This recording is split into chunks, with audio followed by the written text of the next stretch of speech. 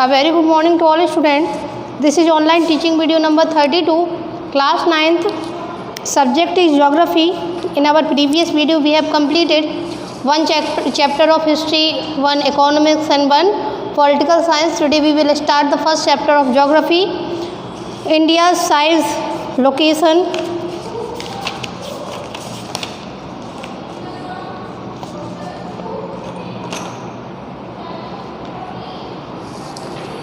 India, its location and size.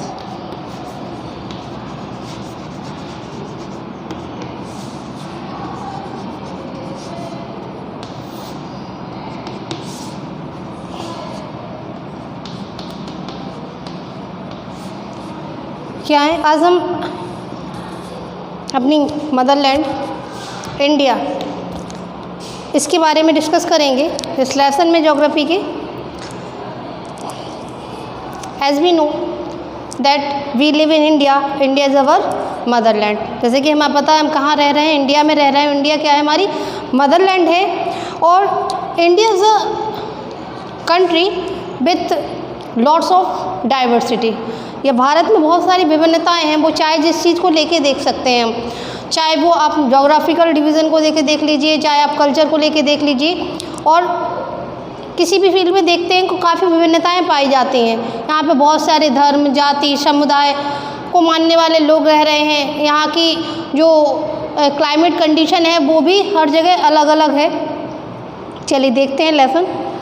India is our motherland or our is a country of great physical and cultural diversity. It is a land of lofty mountains and mighty rivers.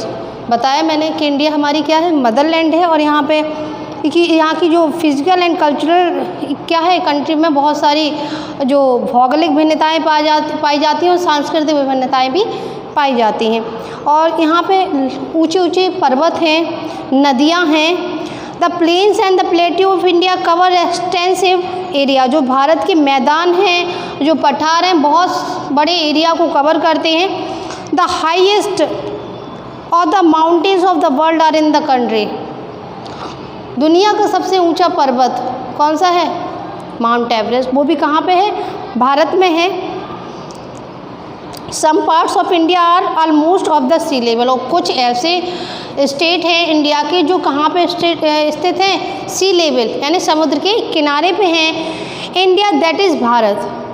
India that is Bharat यानी कि India जिसको हम भारत कहते हैं is the 7th largest country in the world in the term of area. जो भारत है वो area के मामले में कौन से स्थान पे है? 7th. और अगर पॉपुलेशन के मामले में बात करें तो कौन से स्थान पे है?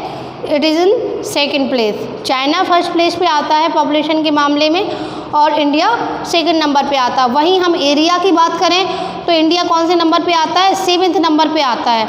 और उसके पहले जो फर्स्ट नंबर पे है एरिया में वो आपका रूस है, उसके बाद कनाडा, फिर USA, China, Brazil and Australia. Okay, तो क्वेश्चन में पूछा जा सकता है कि which is the 7th largest country in the world. तो आंसर इज इंडिया. अब देखते हैं इंडिया की लोकेशन एंड साइज, यानी कि भारत कहाँ स्थित है, कितना बड़ा है. India is situated in the southern part of Asia. हम जो इंडिया है वो कौन से कॉन्टिनेंट में आ रहा है? आपका एशियन कॉन्टिनेंट में आ रहा है. और it is the head of the Indian ocean. कहाँ पे है? इंडियन ओशियन के, जो इंडियन ओशियन है वो उसके हेड पे है ये. The ocean is named after our country. और इस ओशियन का नाम भी हमारे देश के नाम पर पड़ा. क्या बोलते हैं इसको? Indian ocean. India is the only country of the world which is on ocean name. और एक पहले एक ऐसा देश है जिसका नाम एक ओशियन के नाम से है. This shows that even in olden day India was an important country in international trade and commerce. इस तरीके से हम देखते हैं कि जो भारत है वो प्राचीन समय से इसकी जो है अपनी क्वालिटी रही है, यानी अपने नाम से जाना जाता रहा है. इसको आर्यव्रत है, आर्यवत, और भी कई नाम है, हिंदुस्तान है, कई नामों से जानते हैं. तो इसकी अपनी एक अलग वैल्यू रही है. और यहाँ पे शुरुआत से ही अंतर्राष्ट्रीय व्यापार चलता आ रहा है. This has been partly due to the central location of a country in relation to the other continent of the world. और क्या है, जो भारत है वो सेंट्रल लोकेशन में है, एक तरीके से कहा जाए तो बीच में स्थित है, जिससे दूसरे देशों के, दूसरे महाद्वीपों के लोग हमारे साथ क्या कर रहे हैं, व्यापार के थ्रू हमने अपने संबंध बढ़ाए। जैसे कि अभी आप पढ़ोगे 10th में पढ़ोगे आप लोग सिल्क रूट के बारे में, कि पहले जो चाइना के लोग थे यहाँ पे सबसे पहले सिल्क जो है लेके आए, और उसी मार्ग का यूज होता था भारत में व्यापार करने के लिए, यानी कि व्यापार के लिए आना जाना, तो उसी मार्ग को यूज करते थे, उसी रास्ते का यूज करते, इसलिए उसका नाम क्या पड़ गया, सिल्क रूट।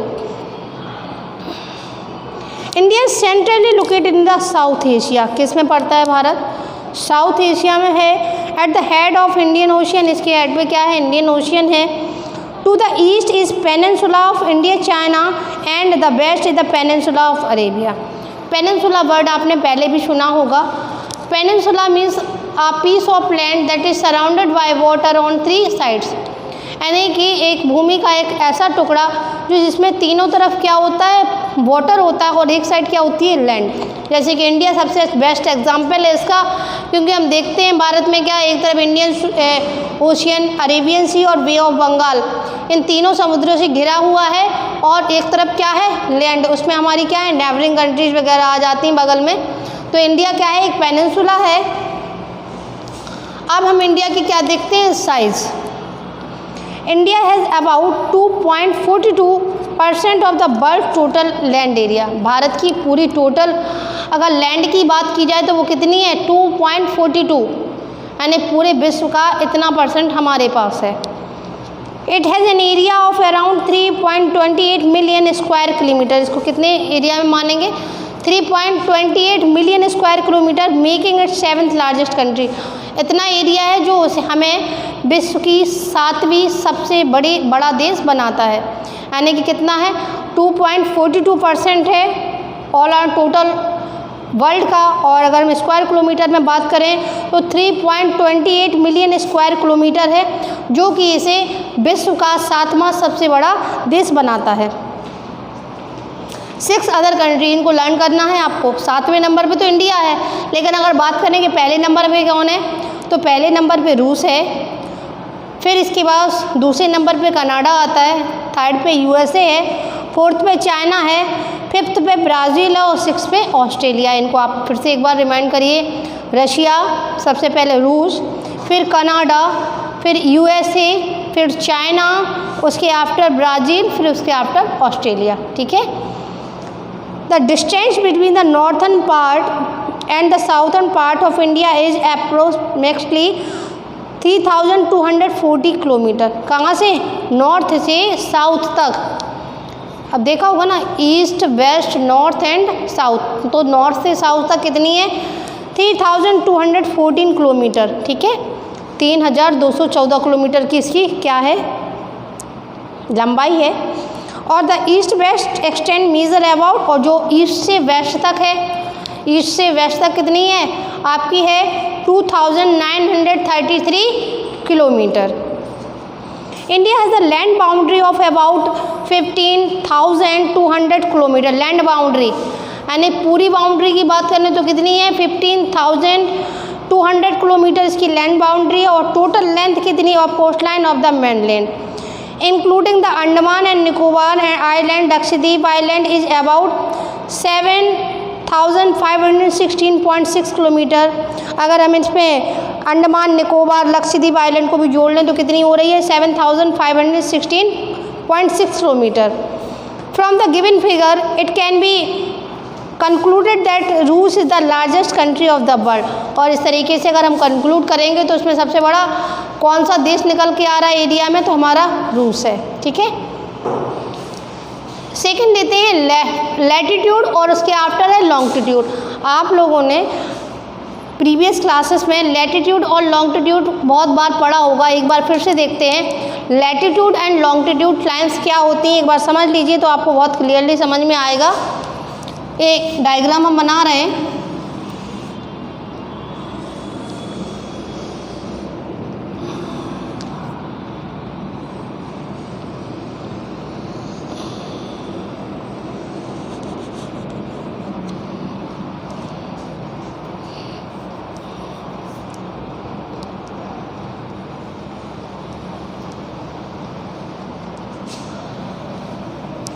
ठीक है, राउंड नहीं है पूरा, समझने के लिए इनफ है। यानी सबसे पहले समझेंगे कि लैटिट्यूड और लॉन्गिट्यूड लाइंस क्या होती हैं। अक्षांश और देशांतर रेखाएं इनको हिंदी में बोलते हैं। तो लैटिट्यूड लाइंस जब हम देखते हैं, ग्लोब को देखिए आप, तो क्या देखेंगे, कुछ लाइंस इस तरीके से होती हैं।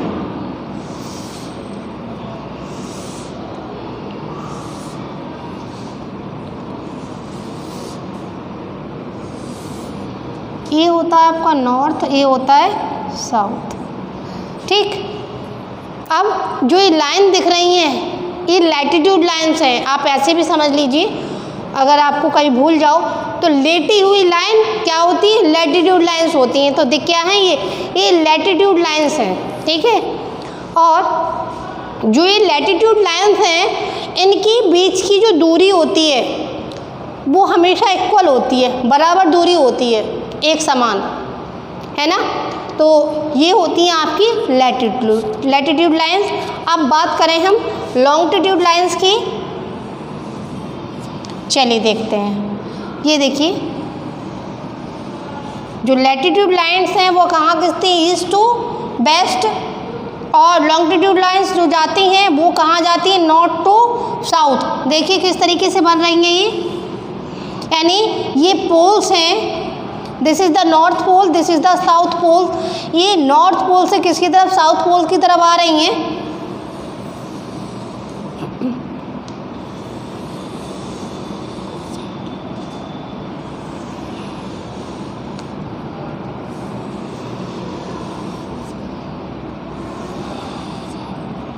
चलिए देखते हैं, ठीक है।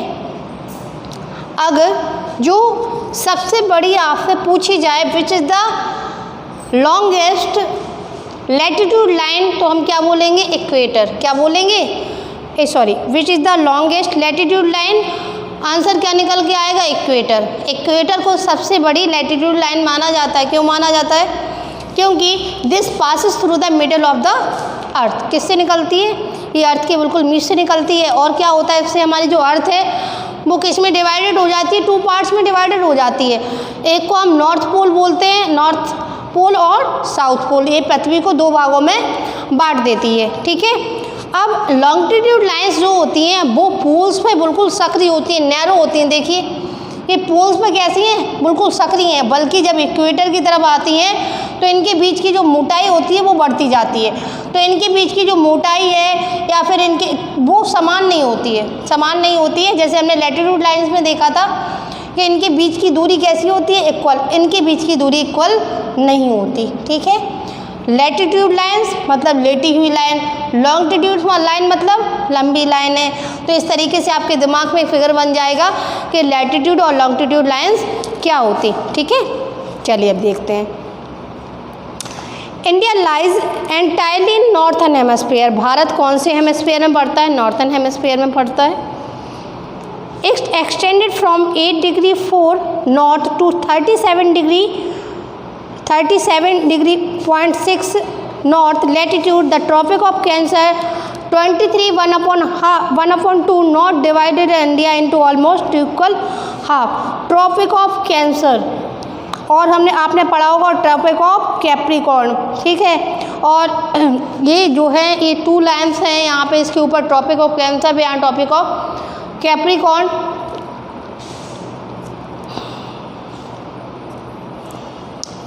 South of about 22 degree north latitude, it brings the taper and extend toward the Indian Ocean, dividing into 2 seas, the Arabian and the West, the Bay of Bengal। मैंने अभी बताया कि अपना जो इंडिया है वो वहाँ यहाँ पे 3 जो है सी हैं, कौन कौन से, एक तो आपका bay of Bengal, Arabian sea and Indian ocean.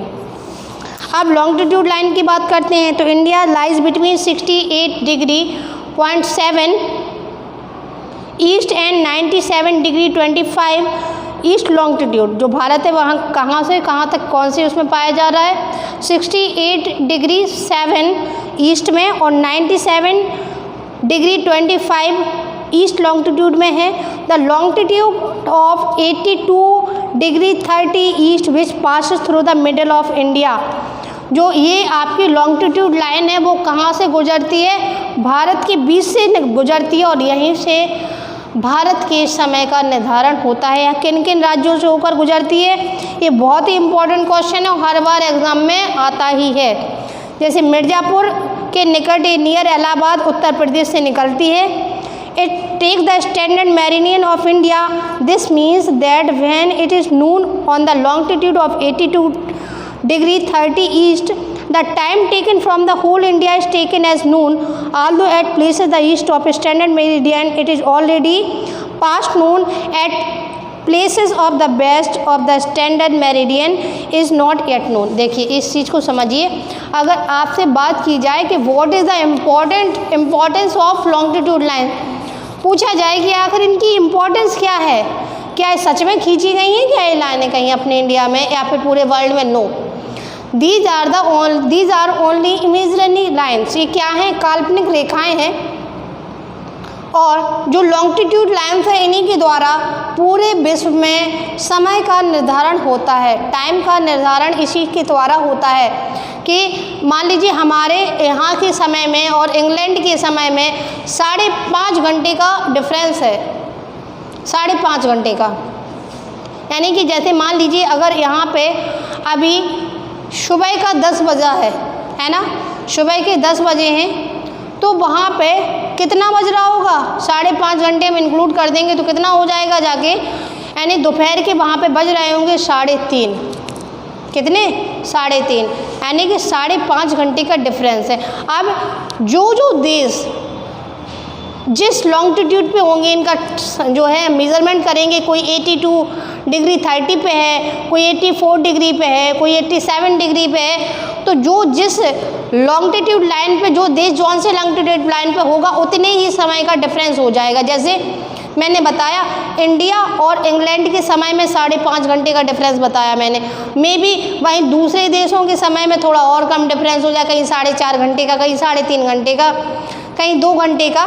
तो इस तरीके से समय का निर्धारण जो होता है वो कौन सी लाइन से होता है? लॉन्गिट्यूड लाइन से होता है। ओके,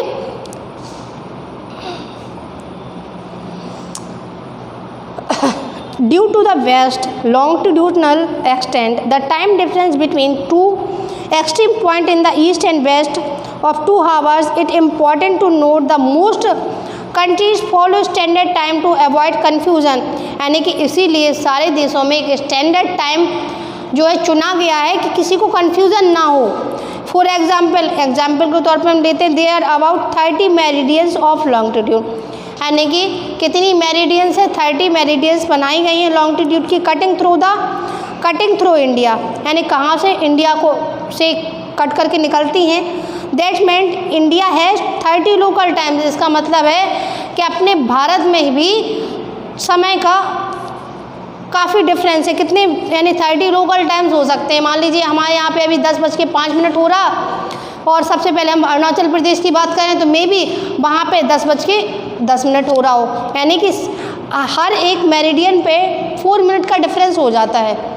तो आप इस तरीके से हम निकाल सकते हैं, निकालना हम बताएंगे नेक्स्ट वीडियो में बताएंगे, अभी नहीं।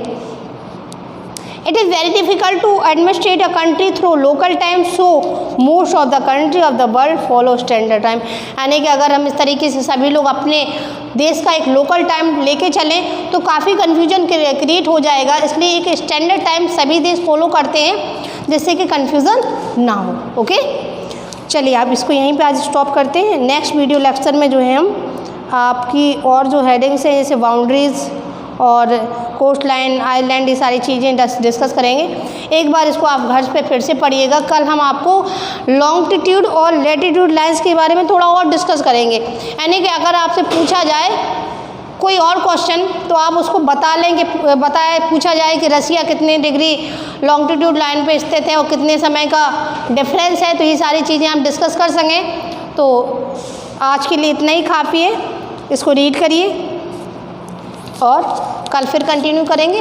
Now thank you and have a nice day. एक ही बना मैंने।